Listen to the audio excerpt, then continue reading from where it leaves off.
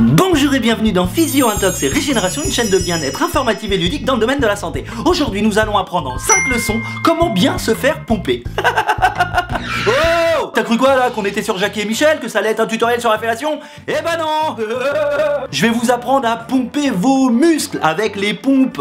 Attends, quel mec n'a pas fait de pompe dans la cabine à la piscine avant d'aller sur le plongeoir? Ou avant de se montrer sur la plage? Ou avant d'aller en soirée avec les potes pour avoir des gros pecs dans les t-shirts moulants? Bah les pompes, c'est un petit peu la musculation du pauvre, tu peux en faire partout, tout le temps et à toutes tes sauces. Bon, évite quand même lors d'une réunion professionnelle ou à la sortie de l'école quand t'attends ton gosse. Tu vas passer pour un con. Les pompes, pour moi, c'est le plus représentatif de l'exercice de musculation par excellence. Pourquoi? Bah déjà par le titre, pomper. Parce que c'est quoi le principe de la musculation? C'est de développer sa force, sa tonicité ou son endurance musculaire. C'est aussi pour développer sa forme physique, autant intérieure, au niveau de l'organisme, que extérieure. Bah oui, notre plastique. Ouais, vous allez pas me dire que vous préférez ça à ça.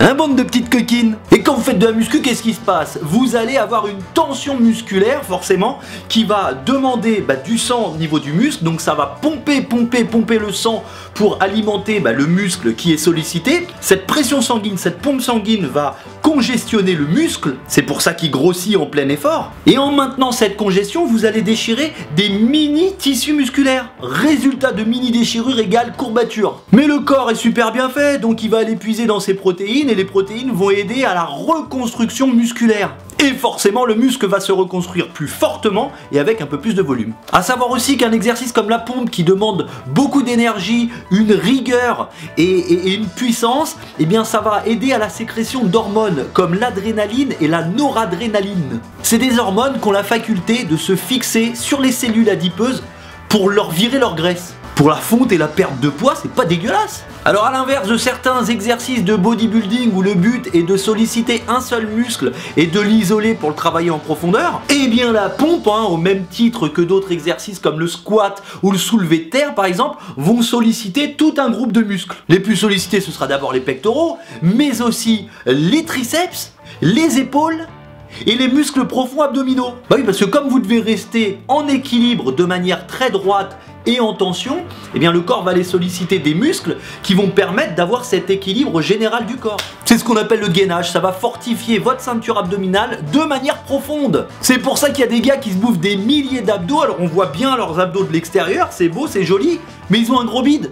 Parce qu'ils fortifient pas cette ceinture abdominale profonde, intérieure, celle qui retient un petit peu vos intestins quoi. Alors la position maintenant, mesdames et messieurs, sachez une chose, les pompes c'est accessible à tous. Vous pouvez simplement commencer en appui sur une barre devant vous ou alors sur les genoux.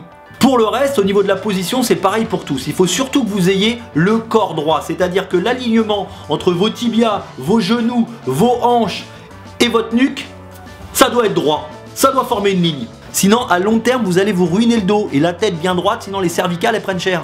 Les mains doivent être positionnées à la hauteur des épaules, vous verrouillez le tout et on y va. On pompe, on pompe, on pompe. Et concentrez votre esprit sur le mouvement. Imaginez votre muscle en train de gonfler et grossir. Et oui, parce que la pensée positive, elle sera toujours plus constructive que la pensée qui sert à rien. Et dans le sport, si t'as pas de mental, tu galères. Alors au niveau de la position des mains, il y a énormément d'alternatives, on va pas toutes les citer, mais on va quand même en voir quelques-unes. Alors la pompe classique, comme on l'a dit, va faire travailler principalement le grand pectoral, enfin les pectoraux dans son ensemble, les triceps, les épaules et un petit peu de gainage. Mais en écartant les mains par exemple, vous allez travailler davantage les extérieurs des pectoraux.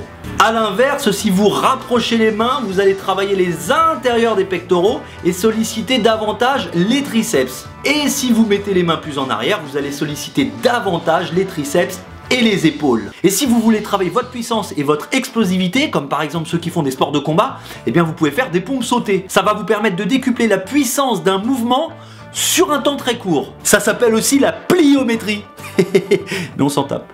Alors en musculation, il est dit par beaucoup de personnes que pour prendre de la masse musculaire, il faut faire des séries courtes et lourdes. Mais certaines études montrent aussi que si vous faites un exercice avec des charges plus légères, mais de manière plus lente et plus contrôlée, vous prenez aussi de la masse. Donc moi je vous conseille d'alterner des séries longues, rapides, toniques, et des séries plus courtes, mais de manière plus lente et plus contrôlée dans la descente et la montée. Et bien sûr, à chaque nouvel entraînement, pensez à alterner la position des mains pour travailler l'homogénéité globale du corps. Un beau torse puissant et musclé va vous amener une belle carrure et une belle confiance en vous. Et fortifier la ceinture lombaire et abdominale va vous apporter une belle posture. Et mesdames par exemple qui venaient d'avoir un enfant et dont la poitrine s'est un petit peu relâchée, eh bien n'hésitez pas à regagner de la tension au niveau de la poitrine avec les pompes. Et si vous réussissez pas à faire des pompes, je suis sûr que vous pouvez réussir à mettre un petit pouce vers le haut et à partager la vidéo, vous abonner à la chaîne, rejoindre ma page Facebook, me faire des bisous ou des doudous, des loulous, des boubous, des moumous, Prenez soin de vous.